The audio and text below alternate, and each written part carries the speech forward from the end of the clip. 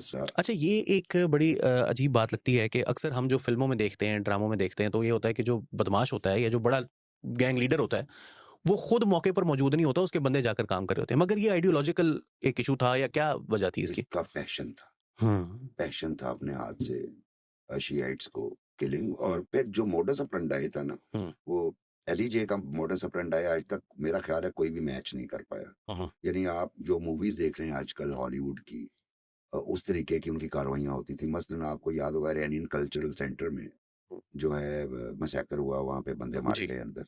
वो आपको मैं बताऊं, और बाकायदा आप पुलिस रिपोर्ट्स देख सकते हैं उसकी इन्वेस्टिगेशंस।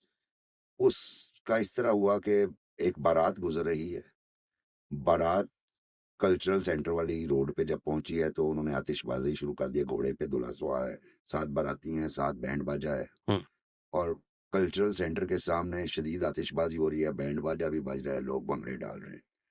वहां पे कोई 20-25 मिनट बारात खड़ी रहती है और बारात उसके बाद आगे मूव कर जाती है। और अगले दिन सुबह पता चलता है कि अंदर में सैकर हो चुके। वो बारात, वो दुल्हा, बैंड बाजे वाले, वो आतिशबाजी, वो सारे एलईजे प्लान था। वॉव! तो तो इस तरीके के अच्छा फिर ये दूसरा हुँ, एक टीजेपी के डिप्टी सेक्रेटरी जनरल थे पंजाब के, जुल्फकार नकवी साहब। ये चंद्राए के करीब, चौंगी अमर सद्दू के करीब रहते थे। अच्छा, उनका टारगेटेड किलिंग हुई। और वो टारगेटेड किलिंग की, वो एक रेडी वाला जो छलियां भून रहा होता है, हुँ, उसने अपने नीचे जहाँ से लकड़ियाँ जलाते हैं या लकड़ियाँ रखते हैं, वहां से AK-47 निकाल के उन्हें, और वो वहाँ 1-1.5 माह से रैकी कर रहा था। हुँ, हुँ, इसी तरह लाहौर की तारीख का पहला खुद का हमला, हुँ, सुइसाइड, हुआ अंदरून मोची गेट मोहल्ला शिया में मस्जिद है हुँ, वहां पे। और वो जिस बंदे ने खुद का हमला किया, वो तकरीबन 2 माह वहां पे रेडी लगाता रहा, ड्राई फ्रूट बेचता रहा। अच्छा, तो इस तरीके की कार्रवाइयाँ, कैसा वेल प्लान्ड हुँ। जो है वो एक्टिविटीज थी। और उसमें बड़ा मतलब इनका जो है वो एक नज़रियाती तौर पर ये नजरियाती इनके तौर पे शदीद शदीद नफ़रत शदीद एक चीज़ थी। शदीद। और उसकी फिर उसके बाद जब अकरम लाहौरी जेल में चला गया, रियाज बसरा मारा गया, फिर आपके सामने कैरेक्टर आता है मलिक इसहाक मलिक का। इसहाक। अच्छा, मलिक। मलिक इसहाक पे हम बाद में उस क्योंकि वो है मियाँ साहब का दूसरा दौर, तीसरा। हम्म, दूसरे दौर में एक ऑपरेशन हुआ लश्कर-ए जंगवी के खिलाफ। अच्छा, ये एक बड़ी इंटरेस्टिंग चीज़ है। आप 97 वाले दौर की 97 बात की कर दौर रहे की हैं। बात कर रहा हूँ। ये एक बड़ी इंटरेस्टिंग चीज़ है कि मियाँ साहब को वैसे तो समझा जाता है कि जी वो बड़े सुन्नी हैं और बड़े मतलब एक मज़हबी घराने से उनका ताल्लुक है। But at the same time जो 2 बड़े सीरियस पाकिस्तान के अंदर हिस्ट्री के जो बड़े ऑपरेशंस दहशतगर्दी के खिलाफ हुए हैं, वो भी उन्हीं के दौर में 97 टू 99 और 2013 वाला जो दौर है। जो 97 वाला दौर था, इसमें लश्कर-ए-जंगवी जो थी वो बुनियादी तौर पर उसके खिलाफ असल में ऑपरेशन था। और कुछ वायर्स भी हैं जो मैंने पढ़ी डॉन की जो वायर सर्विस थी उसके ऊपर के जिसमें अ, जो कू से कुछ अरसा पहले 99 के कू से सितंबर-अक्टूबर का जो अरसा है उसमें भी ऐसी बातें थी जिसमें शहबाज शरीफ साहब की स्टेटमेंट है कि यहाँ से लोग जो हैं वो हमला करते हैं पाकिस्तान के शहरियों पर और उनको अफ़गानिस्तान में पनाह दी जाती है। मुल्ला उमर उनको पनाह देना बंद करे वगैरह-वगैरह। और जब परवेज़ मुशर्रफ साहब आए तो उन्होंने जो आके तकरीर की एज़ प्रेज़िडेंट एज़ जो क्या चीफ़ एग्ज़ीक्यूटिव थे वो उस वक़्त जब आए थे जी उन्होंने जी टेक ओवर किया था। जी। तो जो उन्होंने पहला कौम से खिताब किया उसके अंदर उन्होंने कहा कि हमारे ब्रादर इस्लामी मुल्क से वो ताल्लुकात ख़राब कर रहे थे अफ़गानिस्तान से। ये जो दौर था इसमें बहुत ऑपरेशन हुआ, इसमें बहुत से लोग मारे गए और मावराए अदालत किलिंग्स की भी बात हुई। इसके बारे में ज़रा बताइएगा क्योंकि आप तो क्राइम रिपोर्टिंग उस वक़्त कर रहे थे। उसमें बिल्कुल ऐसा हुआ। और उसमें कई मामलात इस तरह के भी हुए। मसलन आपने वो रियाज बसरा वाली बात, हुँ। कि वो व्हील चेयर पे जी, जी, जी। ब्लास्टर्स पहन के। वो ज़रा वाक़या क्या था ज़रा थोड़ा-सा क्योंकि अखबारों के बारे में कहा जाता है अखबारों को तस्वीर भेजी। वो आप क्योंकि अखबार में काम कर रहे थे यू मस्ट हैव हाँ, सीन दैट। वो वाक़या इस तरह हुआ कि मियाँ नवाज़ शरीफ की आदत थी कि वो खुली कचहरी मुनक्कद किया करते जी, थे जी, जी। मॉडल टाउन में हुँ। बाहर। और उन्होंने खुली कचहरी एज़ यूजुअल हुई, उससे पहले ये सारे स्टेटमेंट्स आ चुके थे। क्योंकि एक मसला ये था कि उसी दौरान आपको याद होगा माज़ी में जंग में जब ये सिपाही साहबा के खिलाफ ऑपरेशन हुआ, तो नासिर दुरानी साहब उस वक़्त वहाँ पे थे, एसएसपी वाले अच्छा, जो बाद में आईजी जो केपी आईजीकेपी बने। ठीक। डेयरिंग ऑफिसर थे। उन्होंने वहाँ पे जब ऑपरेशन शुरू किया, तो एक दिन पता चला कि एक बख्तरबंद गाड़ी पे एंटी एयरक्राफ्ट आके लगी है। अच्छा। तो ये मैटर ऑफ कंसर्न था। हाँ, हुँ। और उसके नतीजे में चूंकि स्पेशल ब्रांच और आईबी हुँ, उनकी रिपोर्ट्स के मुताबिक कि ये अपने दायरा असर को जो है वो बढ़ाएंगे, इस तरह की रिपोर्ट्स मिली। फिर उसमें जो एक और बहुत बड़ा जो क्वेश्चन मार्क था पंजाब के ऊपर, वो सादिक गंजी का असैसिनेशन था। ठीक। ईरानियन इधर जो थे हमारे कौंसल जनरल सही, सही। लाहौर में, हुँ, तो वो भी एक बहुत बड़ा मामला था। तो ये फिर ईरान से ताल्लुकात बिटर हो रहे थे। हुँ, ये बात भी ठीक है कि मुल्ला उमर जब आए तो मुल्ला उमर की सबसे बड़ी जो उन्हें अफरादी क़ुव्वत फ़राहम जो करते थे, उनमें सबसे बड़ा नाम सिपाही साहब पाकिस्तान का था। हुँ। तो और कहा जाता है कि मज़ार-ए-शरीफ का जो मैसेकर था, जी, उसमें यहाँ से स्पेसिफिकली जी, लोग जाए गए स्पेशली इस मैसेकर के लिए बिल्कुल। कि ये हमने करना है। और थोड़ा-सा इसमें चलिए हम डाइग्रेस कर जाएँगे, मैं चलिए उसको बाद में मैं सवाल उसको करता हूँ बाद आपसे। में कर हुँ, लेते हैं। तो ये वाली फैक्टर्स जो थे ना, वो उसकी वजह से एक डिस्टर्बेंस पैदा हो गई और फिर डिसीजन हुआ।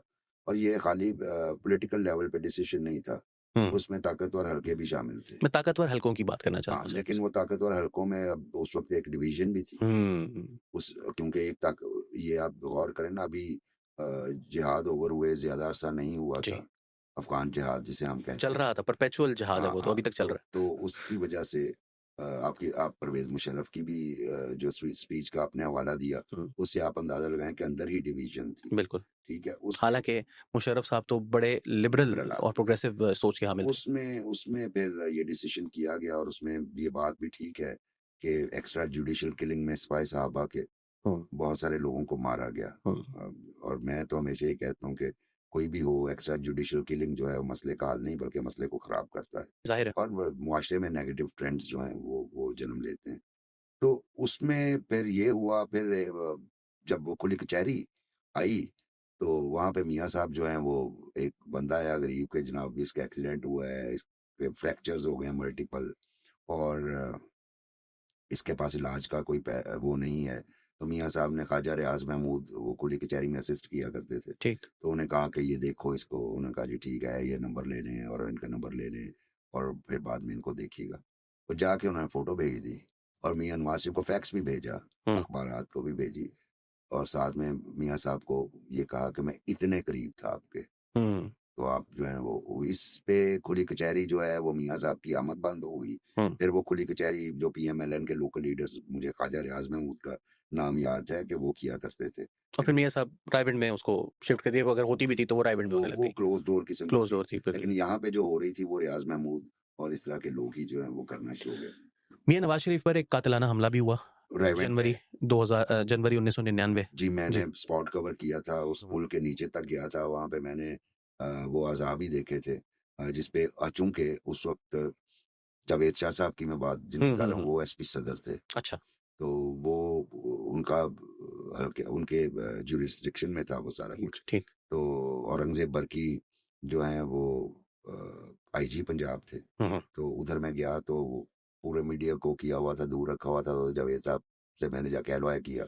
मैंने कहा मैं नीचे जाके देखना चाहता हूँ मौका वारदात। हुँ, वो उन्होंने कहा चलो आओ चलें। हुँ, मुझे नीचे ले गए, फिर मैंने कोट्स उनसे लिए कि ये क्या है? हुँ, उन्होंने कहा 2 चीज़ें हैं, या तो इस ये बंदा फिट करते हुए फट गया, हुँ, या फिर ये है कि जब इसे डेटोनेट किया गया तो ये कोई और बंदा था जो इसकी ज़द में आ गया। हुँ, तो वो बाद में फिर वो इन्वेस्टिगेशंस में यही हिसाब लगा के वो उसको प्लांट करते हुए डेटोनेशन हुई हुँ, हुँ। है। चूँकि वो राहगुज़र तो नहीं थी, लेकिन इसने भी फिर एक टल्ली खड़का दी ज़ाहिर-सी बात है। कि आपके रास्तों पे भी अब जब इस तरह अच्छा, के और उस वक़्त जो मैंने पढ़ा बीबीसी की ग़ालिबन रिपोर्ट थी और मुशाहिद हुसैन सैयद उस वक़्त इन्फॉर्मेशन मिनिस्टर थे। जी, उनकी जो स्टेटमेंट थी वो ये थी कि जो प्राइम मिनिस्टर का काफ़िला था वो 10 मिनट लेट था, जी। जिसकी वजह से वो बचत हो गई, वरना वो तो ये इन्फॉर्मेशन दुरुस्त है, वो डेटोनेट फिट करते हुए फट गया। आपकी एंड क्या हुआ उस मामले का? उस मामले का एंड ये हुआ कि उस पे सीरियस नोट लिया गया और फिर हमने ऑपरेशंस तेज़ कर दिए। अच्छा। ठीक है, बहुत सारे लोग पकड़े गए, हुँ, और क्योंकि मतलब एक दफ़े आपकी खुली कचहरी में हो गया, फिर उसके बाद दोबारा हो गया, हुँ, तो फिर वो आखिरी दौर में अगर आप उठा के देखें फाइल्स, तो आपको नज़र आएँगे कि एनकाउंटर्स बढ़ गए हुँ, पंजाब में, हुँ, और बहुत सारे लोग जो हैं वो वही दौर था जब फिर रियाज़ बसरा अफ़गानिस्तान ठीक।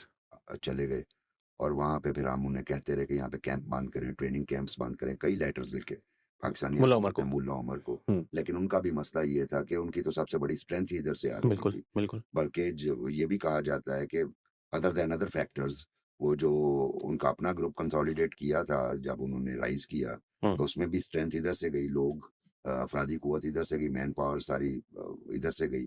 और फिर सबसे बड़ा मसला ये था कि मसलन कुछ और जो वॉरलॉर्ड्स कह लें या आप उन्हें जिहादी लीडर कह लें और आजकल के दहशतगर्द कह लें, मसलन मसूद अजहर, इन्होंने मौलाना आजम तारिक ने इनका निकाह पढ़ाया था अच्छा, लाहौर में ही। ठीक।